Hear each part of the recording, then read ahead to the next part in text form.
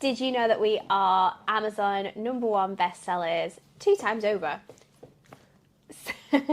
We did a special podcast episode in season 1 of Property Legacy, sharing our story of Dad writing his first book and us learning how to publish it and getting a #1 bestseller on Amazon. And since then, we have had a second #1 bestseller. So we wanted to tell you a little bit more about that today and the experience with that second book. Sometimes things are a little bit easier when you've done it once. But every launch that we've had so far has been completely different in the way that we've kind of like dealt with the situation. But we've successfully got 2 #1 bestsellers on Amazon in the real estate category, and we're super proud of that. And we're going to give you a little bit of insight into what is actually in the book as well. If you're somebody that's watching that might be interested in learning more about it, then this is the place to find out more. So, my name is Alice Potter. This is my dad, Steve Potter, and we are your Property Legacy podcast hosts. We are here to educate you on all things property investment, and getting into property with really not very much money. So, let's get started. So, the second book, Dad, tell us about what the second book is. Unleashing the Power of Serviced Accommodation and Holiday Lets. Effectively, holiday lets and service accommodation are the same thing. It's just, if you're a bit older, you'll have known about holiday lets, and if you're new to property, everybody talks about service accommodation. It's more or less the same thing, because every holiday let gets cleaned and serviced when people leave, and it's just Airbnb, Booking.com, those kind of scenarios. So the book is all about the theory and then how we turn that into practice, so that it's not just theory based. You can get actionable practical help to get you into service accommodation, how you can streamline it, how you can get the most out of it, and basically what we did to get our properties.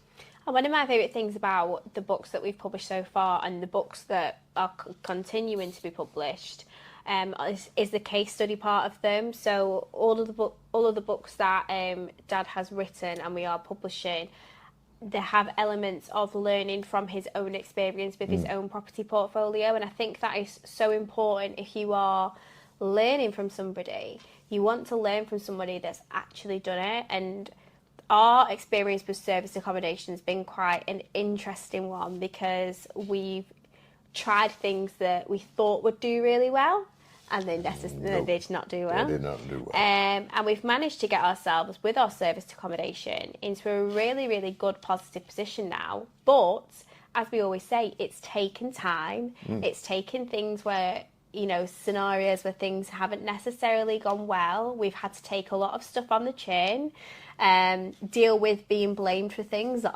weren't our fault, all of these types of things. Well, this is it, because with Airbnb, you've got the scenario of being a superhost. Now, when we started, like everybody else starts, you start as being a superhost as soon as you get your first few 5-star reviews. But the management company that we were dealing with didn't really manage the property properly, and we got a couple of bad reviews, which meant we lost our superhost, which was not good. No. Now we took it back off the management company, and we did a lot of work, learnt a hell of a lot about service accommodation and management and behind the scenes, getting everything to run automatically and all this kind of stuff. But as of the 1st of January 2025, we are now superhost again. Yay! Which took its time. I think as well, it's a real testament of that journey of, some people think, oh, it's fine, we'll just buy this, we'll turn it into service accommodation, we'll pay someone to look after it, and we'll make money. And sometimes it doesn't work out like that, and it's how you manage that situation. And also, there's lots of information inside the book of how to set all of these things up properly, and things that are really important to bear in mind when choosing that strategy in property, because every strategy is different, every type of property is different, and the majority of the time, none of the strategies that you choose are easy. So No. So it's the biggest issue we had is our service accommodation is an hour and a half away, which, as you know, anybody that's been on courses, they always say, work on the 5 mile radius of where you live. And ours is an hour and a half away, in the middle of nowhere. So that can cause some issues, which is why we got the management company in the first place. The issue there is nobody will look after your property as good as you will. And a management company was only getting 40% occupancy. And since then, we are as high as 80% on average for the whole year. that's amazing. So it's a huge difference. Plus, obviously, we're not paying a management company to do it, which does help. But it came with a lot of headaches and a lot of things we had to organise and a lot of things we had to downgrade on our expectations, definitely.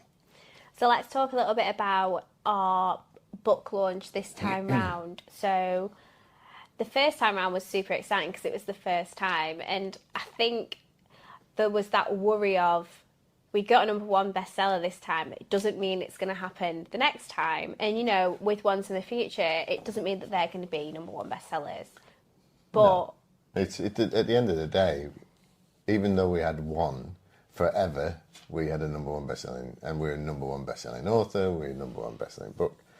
So that took the pressure off. yeah, But even though it was, the first book was in May 24, second book was September, and I'd forgotten how to do it. yeah, I'd forgotten how to. You were doing all the. We had the proofreading, we had all the stuff that we were going through, and then it's a case of, how do we get this on Amazon? How do we do all this stuff again? And yeah, it took a lot of work.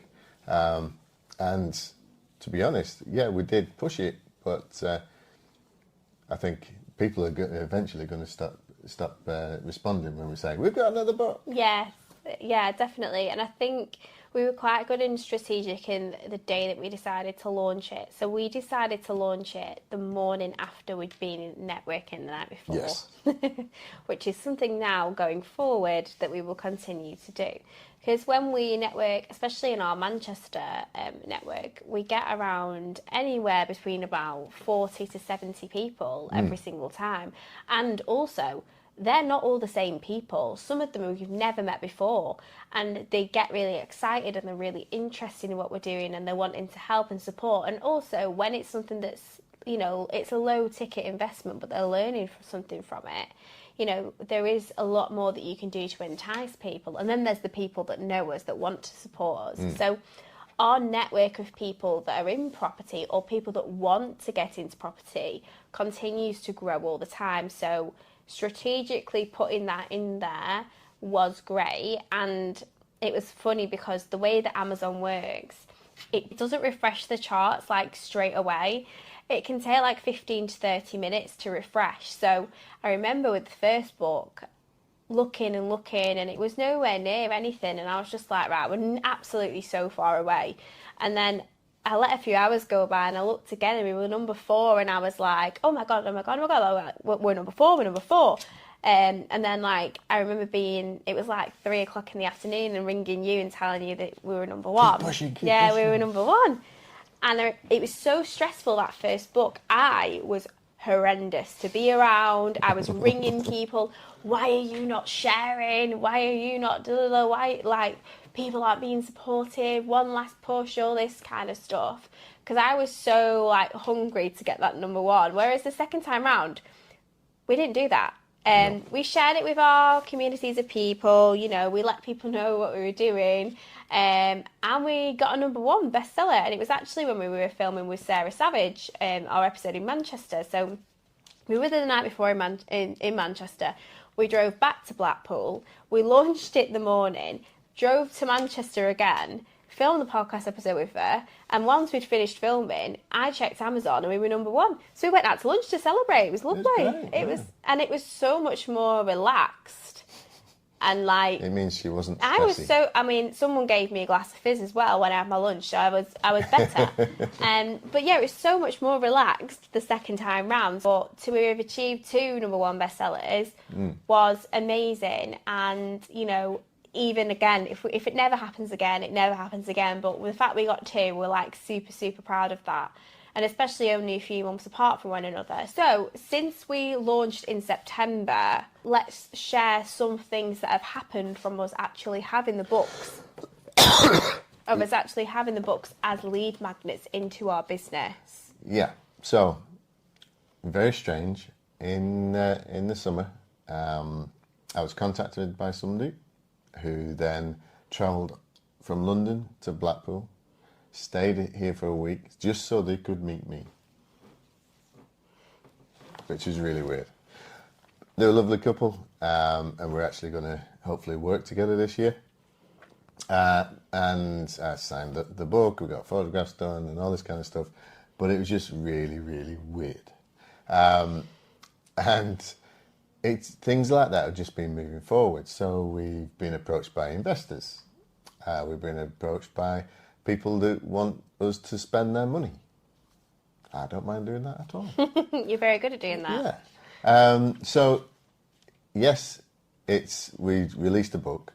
Yes, we never really thought or did it to sell lots of books or to sell millions or whatever. We did it to have a strategy to help us with marketing, help us with lead magnets, help us with things to hand out. The fact that they've got QR codes on, it's just like a big business card. Yeah. And it means then that people can contact us, people hold on to the books and contact us on a regular basis, which is really good. One of my favourite things about the books as well, and obviously it's my job to format them, but one of the things that is really important that we've put into the books is we have note pages on each chapter. And I think especially for people that are learning and taking in information, having somewhere where everything stays in one thing, it doesn't need to be this crisp, beautiful book that you daren't touch. It can be a little book where you learn and you write your notes and everything's in one place, and we're highlighting things, we're annotating things, we're writing things in pens and pencils on the pages. Whatever you need that book for, it has that purpose, and it can be that thing that you can take with you. And that's something that I really, really love about the books, and something that we'll continue with as well. Yeah, unfortunately you can't have those note pages in the Kindle version. No.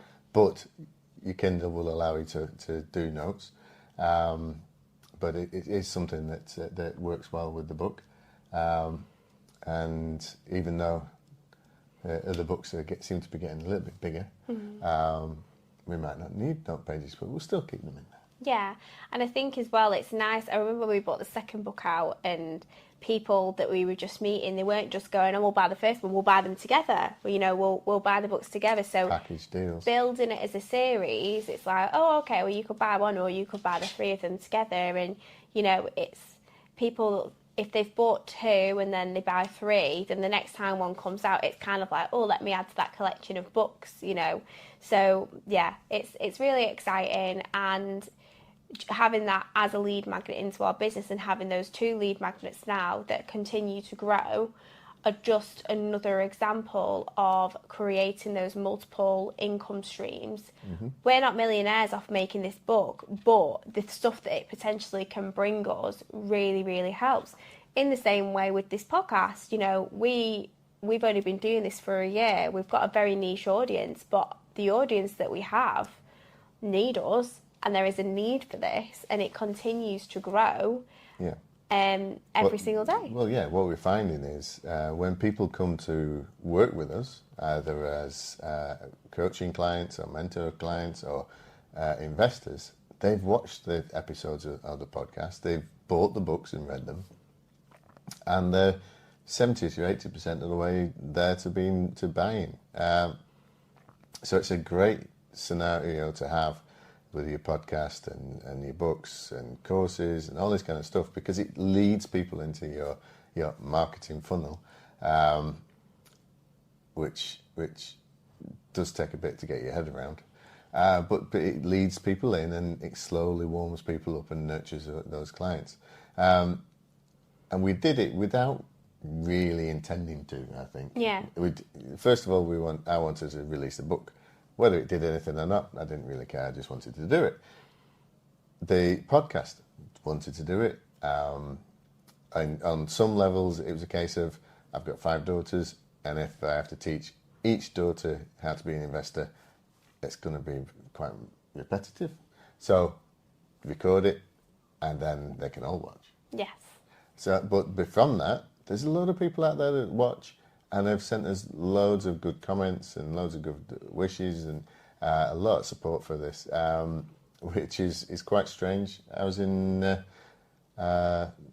Spoons in Cleveland, and the barmaid recognised me from Facebook. It's like, what? That's so funny. I know. So, what is next on the book front? Well, we've got book 3 coming. Book 3 is coming, and by the time this episode comes out, book 3 will actually be released. Yeah. And we'll have to film a whole extra podcast episode on the launch of that one and how it's done. But for anyone that's listening that wants to know what book 3 is, we're going to tell you the title. We're not going to tell you much more than that, and then you can tune in the future when this comes out. You can buy the book, or you can tune into the podcast if you're listening at some point in the future. But yeah, do you want to tell them a little bit about that one? Yeah, so it's the HMO Gold Mine. Fantastic. So obviously, it's about HMOs. If you don't know what an HMO is, read the book. You'll find It'd be really out. good. Or look at our podcast, because I'm sure we'd covered it. We've got a HMO podcast, in season 1. Yes. The good thing as well is there's another 2 books on the way. Yes. So much more. So more podcast episodes about our books. But if you're interested and have any questions about our books, feel free to let us know in the comments. And we're excited to continue to see how they grow and who they help and who it brings into our business and into our world. So that's it for today. Thank you for joining us. If you want to follow us on YouTube, just subscribe, hit the bell so that you get informed every time we release a podcast. We're also on Spotify and Apple, so please follow us on there and leave us reviews, because they all help us grow our little community of property investors. But for now, thank you very much. We'll see you next time. Thank you. Bye. Bye.